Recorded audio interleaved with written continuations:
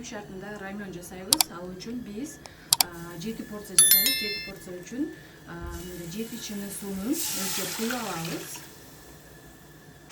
Экинчиси. Үчүнчү порция. 4 5 6 7 порцияга дайындап жатам. Сиз эгерде 2 порция даярдай турган болсоңуз, ушунда идиште 2 чыныда, 2 пиалада суу куюп аласыз. Эми биздин раменубуздун көркүн ачуучу бул куриный бульон болот. Ушул куриный бульондон биз 7 порция үчүн экөөнү кошобуз.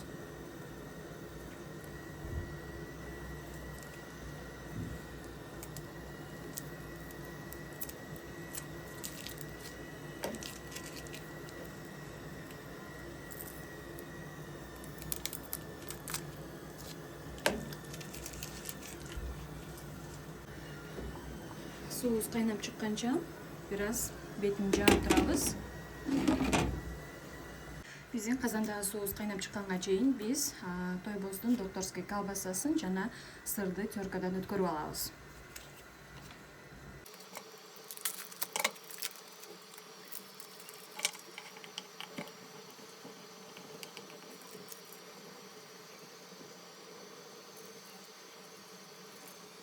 Сырды өткөрүп даярдап алдык. Эми бизге колбасаны кубик кылып тураганга туура келет.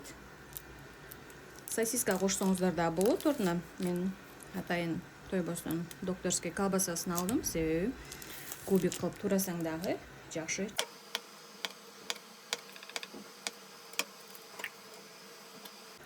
Өзүңүздөрдүн каалооңуздарга жараша туурай бересиздер. Мен жок болсом кубик эмес.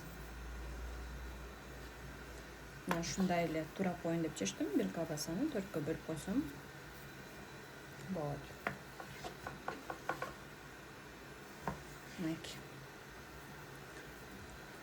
Колбасаны да турап даярдап алдык. Эми биздин суубуз да кайнап калды.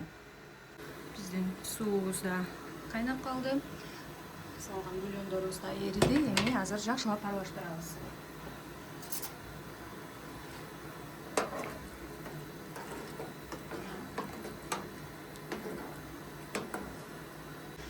Бульонду жакшылап аралаштырып алган соң, эми кайнап турган сууга биз рамендин ичинен чыккан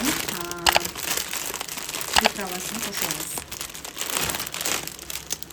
Бул чөптөрү кошулбайт, болгону бул кызыл майда приправасын гана кошобуз.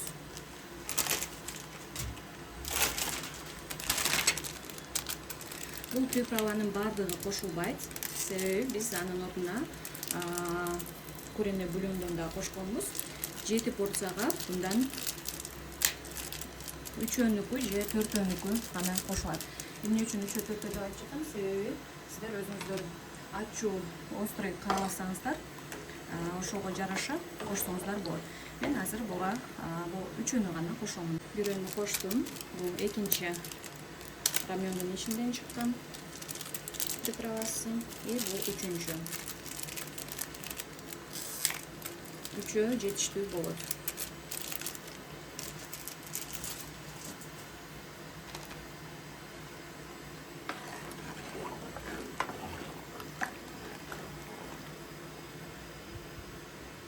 Эми биз рамендин лапшаларын салабыз.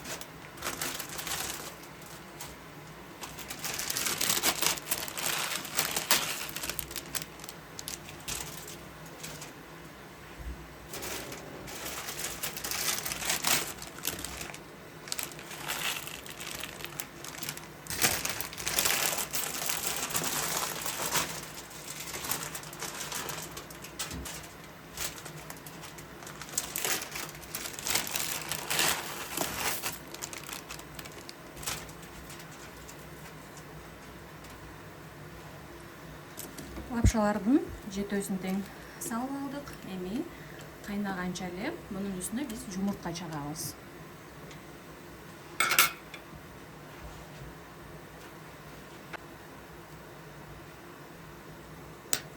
Кайнап жаткан сууга эле жумуртка чагабыз.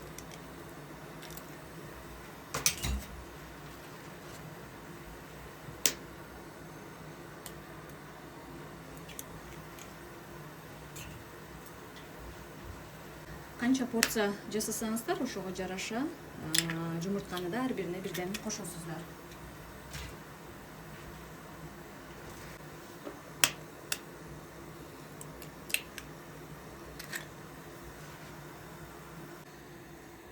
Беш мүнөткө кайнатабыз.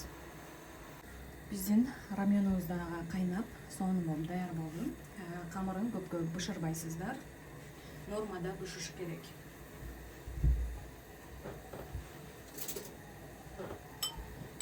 Газды өчүрөбүз.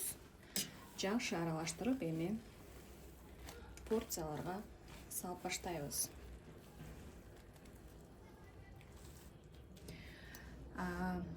Ушундай чыныга бир аз салып алган соң, ортосуна биз сырды салып алабыз. Сыр ысыкта аралашып эриш керек. Мына ушундай салабыз, ортосуна сыр.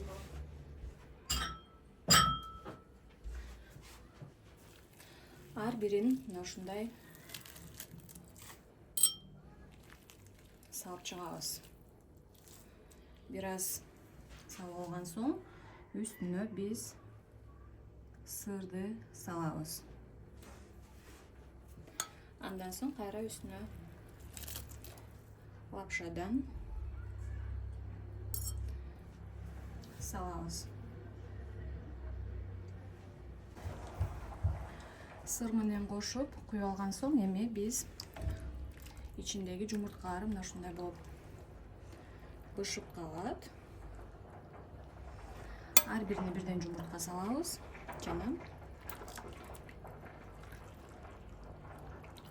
соусунан, суптан куябыз.